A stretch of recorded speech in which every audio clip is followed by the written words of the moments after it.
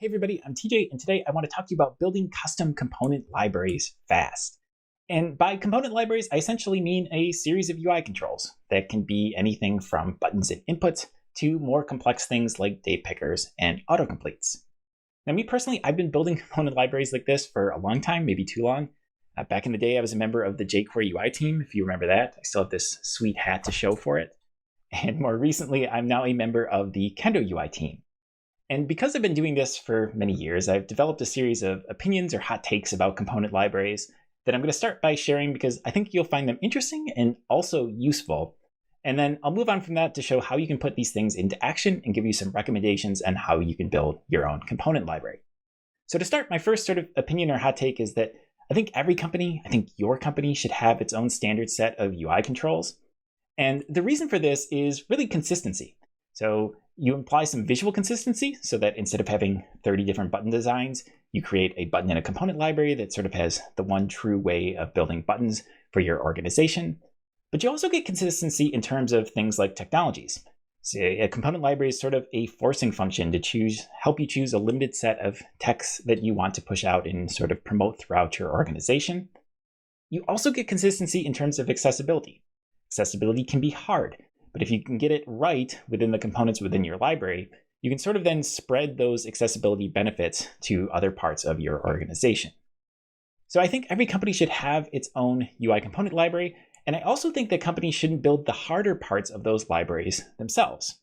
And by complex components here, I'm not talking things like inputs and buttons. I'm talking about the harder stuff, the date pickers, combo boxes, autocompletes, data grids, things like that. Because these components are harder than they might first seem. So take the date picker, for example.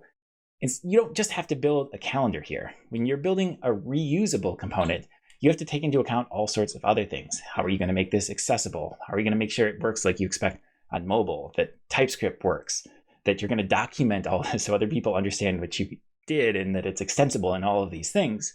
And these are solvable problems. You watching this, I can see it through the camera. You are a smart person. These are problems you can solve.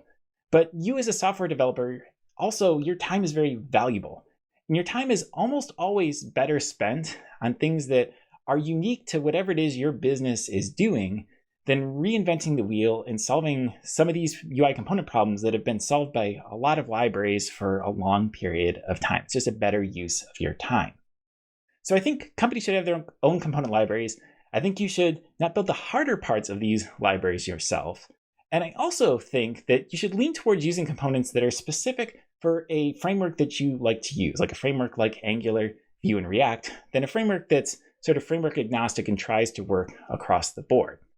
Now, this is a hot take that I share with Brandon Dale, ex-member of the React team. And I think he phrased his explanation more elegantly, so I just stole a quote from him.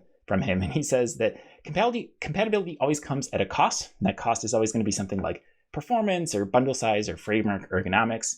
And in the majority of cases, those things are going to be more important than the compatibility itself. Now, this is something we believe quite strongly on the Kendo UI team. So strongly, in fact, that we've built 4 separate component libraries for different frameworks. And we do this because, as you might imagine, it's quite a bit of work, because our users consistently tell us that they are more successful, they are more productive when they use components that are built for their framework of choice specifically. So I think companies should have their own standard set of UI components. I think they shouldn't build the harder parts of that themselves.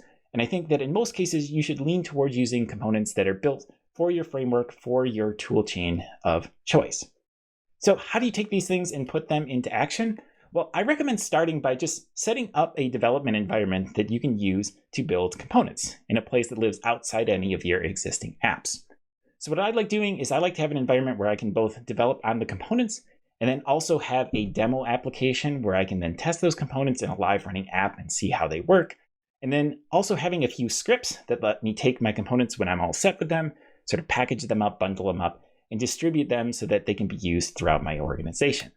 And I'll give a link if you're interested in this at the end of this talk so that if you want to see my preferred workflow in detail, you can walk through that. But just start by having this development environment. And from there, I would then recommend having a go-to library that you're going to reach to for some of these more complex widgets or really anything that you don't want to build yourself. And for that, I would look for a handful of things in this sort of third-party library, I would start by looking for comprehensiveness. You don't want to be pulling components from 5 different places throughout the internet and trying to make them together. Ideally, you'd have one library that provides much of this as possible. You want to look for accessibility because, again, you want to bake in good accessibility to your components by default. You want to look for framework-specific components, or at the very least something that works really well with the toolchain that you like using. And you also want to look for extensibility. The thing about a component library is that people are going to find ways of using your components in a lot of different ways. So you want to find third-party components that are very adaptable, that you can sort of tweak and theme and change things about every little piece of them. So I'd recommend having this go-to third-party library, and then I'd recommend creating wrappers of any of the components that you want to use from these third-party components. And the reason for that, and we'll just to show an example, say you want to use the Kendo React date picker. Well, instead of encouraging developers to use the Kendo React date picker API directly, instead in your component library, you could create a wrapper of that date picker with your own API. And the reason for this is, again, back to enforcing consistency. Because you have this wrapper, you now have a place that you can consistently implement things for date pickers throughout your organization. So say your designers come back and say, hey, we need all our date pickers. We need a small little visual tweak. We can be like, oh, hey, I have this wrapper. I can consistently apply this class name. I can make some CSS tweaks. And I still have this control where I can consistently make changes to this component throughout my organization while still not having to build the hard part of these components themselves. So to wrap up, again, I'd recommend starting by just setting up a development environment, make it outside of your existing applications. From there, I'd choose a go-to library for building or for bringing in third-party, more complex components, and then I'd create wrappers of these third-party components that you bring in. And really, if you take just one thing out of this talk, in general, I would say your company should have a standard set of UI components. There are just a ton of benefits, but that it's totally okay, perhaps even preferable, to build a lot of that functionality on top of an existing library. So hopefully you found this interesting. If you did, if you want to learn anything more, you can head to bit.ly/components-fast. There I have the full development environment that I talked about in an earlier slide, as well as some articles that walk through the arguments I made here today in quite a bit more detail.